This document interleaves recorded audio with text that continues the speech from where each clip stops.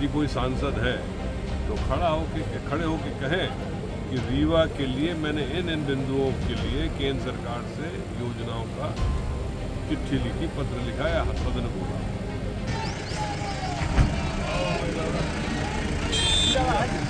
घर आएंगे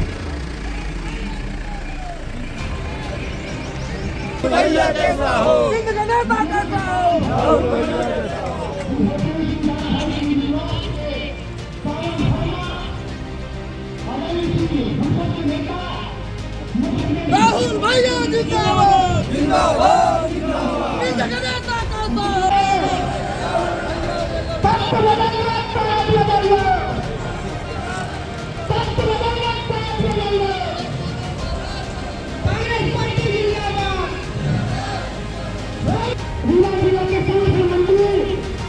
अपनी नेता जो नारा लगा के स्वागत कीजिए।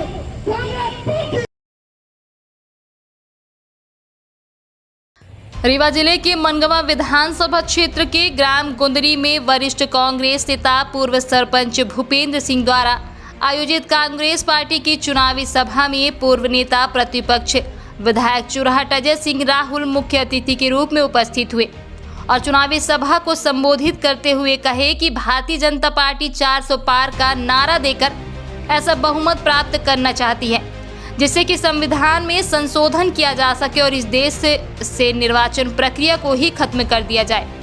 देश का लोकतंत्र और संविधान बचाने के लिए कांग्रेस पार्टी को वोट दें। अजय सिंह राहुल ने जनता से अपील करते हुए कहा कि रीवा लोकसभा प्रत्याशी सभी की सहमति से आपकी बहू, बहन और बेटी के रूप में नीलम मिश्रा हैं, जो कांग्रेस की प्रत्याशी हैं, अनुभवी हैं। इनको वोट दीजिए और लोगों से वोट भी दिलाइए। इस समय कांग्रेस का जीतना बहुत जरूरी है। अगर इस बार भी दाढ़ी वाले सरकार बनाने में कामयाब हुए तो देश में निर्वाचन की प्रक्रिया ही समाप्त कर देंगे। कार्यक्रम के आयोजक वरिष्ठ कांग्रेस नेता भूपेंद्र सिंह गुंदरी ने कहा कि कांग्रेस पार्टी इस लोकसभा चुनाव में पूरी ताकत झोंक रही है। हर कांग्रेस कार्यकर्ता की जान से कांग्रेस प्रत्याशी को चुनाव जीतने के लिए बूथ लेवल पर काम कर रहा है और कांग्रेस प्रत्याशी नीलम मिश्रा भारी मतों से लोकसभा चुनाव जीतकर दिल्ली भेजी जाएंगी।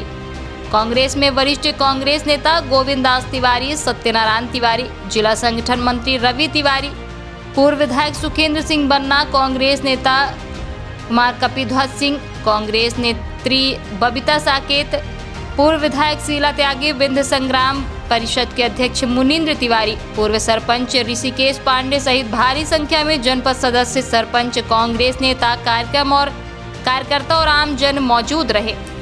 मान मनोबल का सवाल नहीं था। अपने कांग्रेस पार्टी के बहुत बड़े नेता आए और हम जैसे छोटे से कार्यकर्ता को समय उन्होंने दिया। ये हमारे लिए बहुत सौभाग्य की बात है और ये बात सही थी कि मैं नाराज था। आदरणीय विधायक जी समरिया अभय जी से मैं थोड़ा दुखी था और उन्होंने क्षमा मांगा तो मैं उनकी क्षमा से कायल हो गया। और कांग्रेस रोम रोम में है। उन्होंने कहा था कि त्यागपत्र वापस ले लो, तो मैंने कहा था कि 27 को दूंगा। परम आदरणीय राहुल भैया पहुंच गए तो हो गया वापसी है। राजेंद्र शर्मा जी का भी टेलीफोन आया, उन्होंने भी कहा, तो हृदय परिवर्तन हुआ और उनकी क्षमा से मैं कायल होकर के पुनः अपनी मुख्य धारा में काम कर रहा हूँ। पार्टी को इस बार अगर विजय न मिलेगी तो फिर कभी न मिलेगी, मुझे ऐसा लगता है। अच्छा माहौल है। जनार्दन जी के खिलाफ बहुत आक्रोश है जनता में और मोदी जी की भी कलई अब खुल चुकी है जनता जनार्दन के सामने। वो क्या कर रहे हैं, क्या नहीं कर रहे हैं, पब्लिक समझने लगी। पब्लिक बहुत समझदार है। ऐसा है, कुछ ऐसे होते हैं कि जिनके पास ये नैतिक साहस नहीं होता है कि सत्ता के विपरीत चल सके, लेकिन हम लोग उनमें से नहीं है। हम लोग सत्ता के बाहर भी रह करके उसी ऊर्जा से काम करते हैं जितना सत्तारूढ़ दल में रह करके काम करते हैं। विंध्य में 2 सीट नया चुनाव हुआ है। जो रुझान अभी तक मिला मुझे, वोटिंग परसेंटेज कुछ कम हुआ, तो उम्मीद है कि अच्छी तरह से कांग्रेस पार्टी दोनों सीधी और चढ़। कोई भी चुनाव हो, चाहे विधानसभा हो चाहे लोकसभा हो, यदि मैं उम्मीदवार हूँ या नीलम जी उम्मीदवार हो तो आपको बताना चाहिए हमने क्या किया है।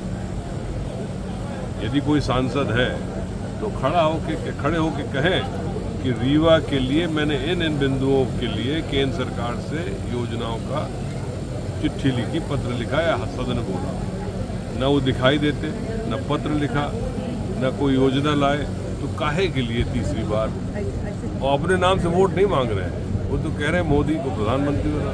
अरे मोदी को प्रधानमंत्री बनना कहीं और से बन जाए, यहाँ से तो नहीं। एक ये बाण सागर सही मायने में देखा जाए कांग्रेस पार्टी की देन है।